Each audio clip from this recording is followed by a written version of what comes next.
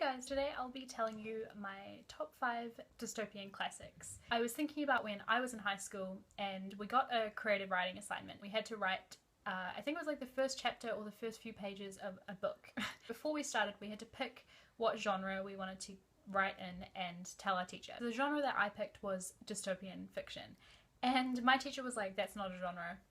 What is that? It was before dystopian fiction was a big thing in the young adult world. It's kind of blown up. There's heaps. Hunger Games, Maze Runner, Matched, just to name a few. It's really taken off over the last few years. Common things in dystopian novels are the opposite of a utopia. So it's our world, but it's usually a repressive kind of society. It's all about corruption and repression. If you enjoy young adult dystopian fiction, I think these classics are a good place to start. The first book that I'm going to tell you about is Fahrenheit 451 by Ray Bradbury.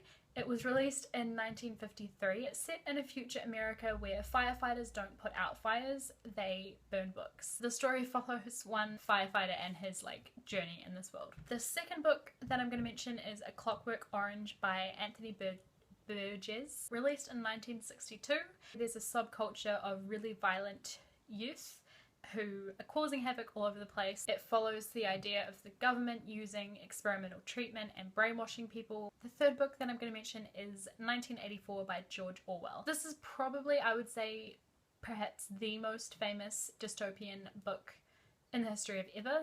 1984 was released in 1949 and it was based in a future in 1984, and there's a war going on and there's surveillance and they're rewriting history, so there's that. It's kind of interesting how much it's predicted that's actually happened, but it's also worst case scenario, which I feel like dystopian books often are. The fourth one is also by George Orwell. It is Animal Farm. This was released in 1945. Animal Farm is about a group of animals that take over a farm. They set up their own rules and their own little society, kind of. It points out the flaws of communism, it points out the flaws of propaganda, and again rewriting history. The fifth and final book that I'll mention is Lord of the Flies by William Golding. It was released in 1954. A plane from Britain crashes on a deserted island and the only people that survive are young boys, children.